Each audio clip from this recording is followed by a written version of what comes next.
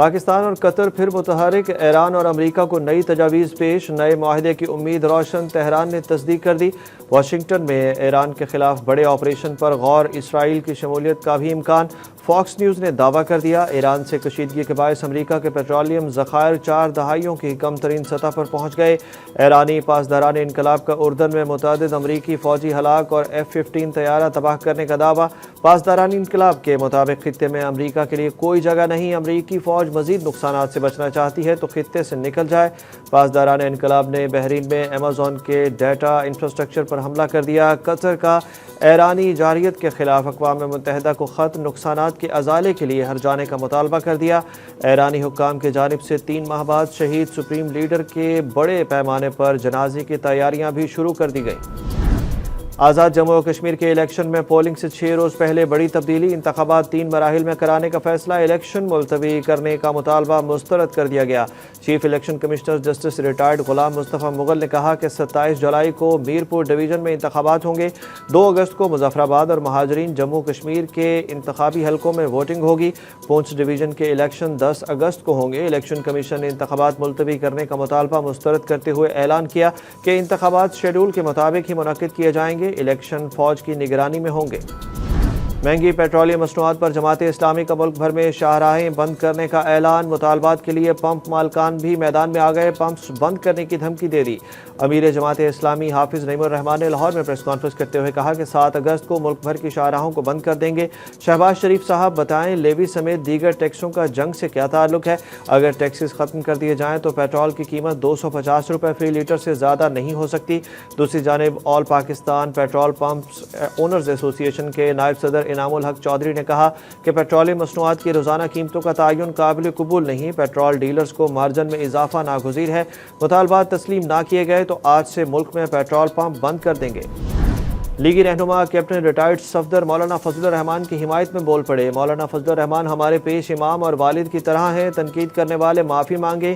نون league کے رہنما captain retired Safdar کی پریس کانفرنس، انہوں نے کہا کہ کسی عالم دین پر بات کرنے کا حق صرف کسی دوسرے عالم دین کو ہی ہے۔ اس معاملے کی شروع ہونے کے بعد جس طرح کی زبان استعمال کی گئی وہ مکمل طور پر غیر ذمہ دارانہ رویہ ہے۔ انہوں نے JUI سربراہ پر ہونے والی تنقید پر شدید دکھ کا اظہار کرتے ہوئے کہا کہ مولانا فضل الرحمان جس طرح اپنے بیٹے مولانا اسد محمود کے والد ہیں، بالکل اسی طرح ہمارے لیے بھی والد کی حیثیت رکھتے ہیں۔ سیاست کو ایک سائڈ پر چھوڑ دیں۔ انہوں نے نام لیے بغیر تنقید کرنے والی خاتون شخصیت سے متعلق کہا کہ یہ وہی بیوی ہے جس نے ایک دفعہ بانی PTI عمران خان کے بارے میں بھی اسی طرح کی تیز اور نامناسب زبان استعمال کی تھی۔ متحدہ مدارس کونسل پاکستان نے جمعیت علماء اسلام کے سربراہ مولانا فضل الرحمان سے منسوب حالیہ متنازع بیانات سے لا تعلقی کا اظہار کر دیا۔ متحدہ مدارس کونسل پاکستان کے اعلامیے میں کہا گیا کہ پاک فوج اور شہدائے وطن کے خلاف کسی بھی توہین آمیز بیان سے دینی مدارس، دینی وفاقات اور تعلیمی بورڈز کا کوئی تعلق نہیں۔ اگر مولانا فضل الرحمان نے یہ موقف کسی سیاسی جماعت کی نمائندگی کرتے ہوئے اختیار کیا ہے تو وہ ان کا ذاتی اور سیاسی موقف ہے۔ دینی مدارس، علماء، مشائخ اور طلباء افواج پاکستان اور شہدائے وطن کی عظیم قربانیوں کو قدر کی نگاہ سے دیکھتے ہیں۔ پنجاب، خیبر پختونخوا اور آزاد کشمیر میں طوفانی بارشیں، 12 افراد جاں بحق، 15 زخمی۔ NDMA نے گلگت بلتستان، آزاد کشمیر اور خیبر پختونخوا کے لیے فلیش فلڈ کا الرٹ جاری کر دیا۔ محکمہ موسمیات کے مطابق مونسون کے دوسرے سپیل کے پیش نظر 24 جولائی تک الرٹ جاری ہے۔ تربیلا ڈیم سے پانی کے اخراج کے بعد دریائے سندھ میں اٹک کے مقام پر سطح بلند ہو گئی۔ محکمہ موسمیات نے خبردار کیا ہے کہ 24 جولائی تک دریائے چناب، جہلم اور کابل میں اونچے درجے کے سیلاب کا امکان ہے۔ نورین نیازی کا بیان پارٹی پالیسی نہیں، مارکہ حق کے بارے میں عمران خان کی بہن کے بیان سے متعلق PTI چیئرمین کی وضاحت بھی آ گئی۔ بیرسٹر گوہر نے کہا کہ میری اطلاع کے مطابق نورین نیازی کا انٹرویو 3 ماہ پرانا ہے، کوئی بھی متنازع بیان مین سٹریم میڈیا پر نہیں آنا چاہیے۔ نورین نیازی کا بیان ان کے ذاتی خیالات ہیں، مارکہ حق کی فتح پاکستان پر اللہ کا کرم ہے۔ متنازع سوالات کے کیس میں پوڈ کاسٹر ریحان طارق کو رہا کرنے کا حکم، لاہور کی سیشن عدالت نے NCCI کی جانب سے درج مقدمے میں بعد از گرفتاری درخواست ضمانت 1 لاکھ روپے مچلکوں پر منظور کر لی۔ ریحان طارق کے وکیل میاں داؤد ایڈوکیٹ نے دوران سماعت کہا کہ پاکستان کا کوئی بھی قانون تاریخی اور مذہبی سوالات پر مبنی انٹرویو کرنے پر پابندی نہیں لگاتا۔ جس مذہبی اسکالر جواد نقوی کا انٹرویو لیا گیا، اسے آج تک کیس میں ملزم نامزدی نہیں کیا گیا۔ زیر تنازع انٹرویو آج بھی جواد نقوی کے اپنے آفیشیل یوٹیوب چینل پر موجود ہے۔ سماعت کے دوران NCCIA کے SHO نجم باجوہ نے درخواست ضمانت کی شدید مخالفت کی۔ انہوں نے عدالت کے سامنے اس بات کا باقاعدہ اعتراف کیا کہ انہوں نے علامہ جواد نقوی کو مقدمے میں ملزم نہیں بنایا۔ راولپنڈی میں غیر ملکی خاتون کی ٹیکسی ڈرائیور سے مبینہ بدسلوکی کی ویڈیو سامنے آ گئی۔ ویڈیو میں دیکھا جا سکتا ہے کہ سڑک پر غیر ملکی خاتون اور ٹیکسی ڈرائیور جھگڑ رہے ہیں۔ میڈیا رپورٹس کے مطابق غیر ملکی خاتون ٹیکسی ڈرائیور کو 700 روپے کرائے کے تنازع پر بدسلوکی کا نشانہ بناتی ہے۔ خاتون ٹیکسی ڈرائیور کو مختلف علاقوں کے چکر لگواتی رہی۔ جب کرایہ مانگا گیا تو مبینہ نازیبا الفاظ استعمال کر کے دھمکیاں دینا شروع کر دیں۔ پولیس کے مطابق پولیس کو کسی جانب سے واقعے کے متعلق رپورٹ نہیں کرائی گئی۔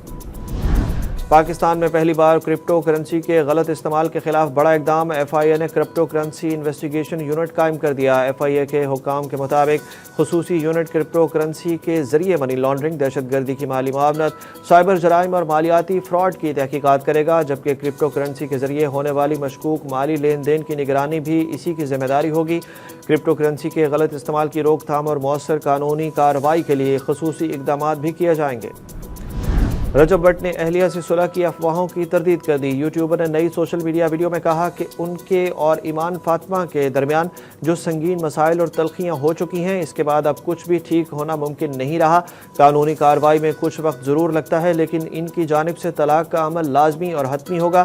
انہوں نے ایمان فاطمہ اور ان کے بھائی کو مخاطب کرتے ہوئے کہا کہ وہ صلح کے حوالے سے ایسے جھوٹے اور بے بنیاد دعوے کرنے سے مکمل گریز کریں۔ میں اپنے بیٹے کی تمام مالی ذمہ داریاں اور اخراجات ہمیشہ پوری کروں گا۔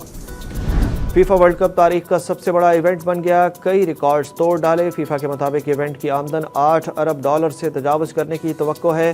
مجموعی طور پر تقریباً 68,10,000 شائقین نے اسٹیڈیمز کا رخ کیا۔ میزبان ممالک اور دنیا بھر میں ٹی وی ویورشپ کے تمام ریکارڈ ٹوٹ گئے۔ فیفا نے ورلڈ کپ فائنل میں ہنگامے پر تحقیقات بھی شروع کر دیں۔ ضابطۂ اخلاق کے تحت تحقیقات مکمل ہونے کے بعد ملوث کھلاڑیوں اور آفیشلز کے خلاف کارروائی متوقع۔ فیفا کی عالمی درجہ بندی میں اسپین نے ارجنٹینا سے پہلی پوزیشن چھین لی۔ اسپین کا وطن پہنچنے پر شاندار استقبال ہوا۔ میڈرڈ کی سڑکوں پر 18 لاکھ سے زائد شائقین نے جشن منایا۔ دوسری جانب اسپین سے فائنل ہارنے والی ارجنٹینا ٹیم کا بھی ملک واپسی پر ریڈ کارپٹ استقبال ہوا۔ سٹار فٹ بالر میسی واپس نہ آئے۔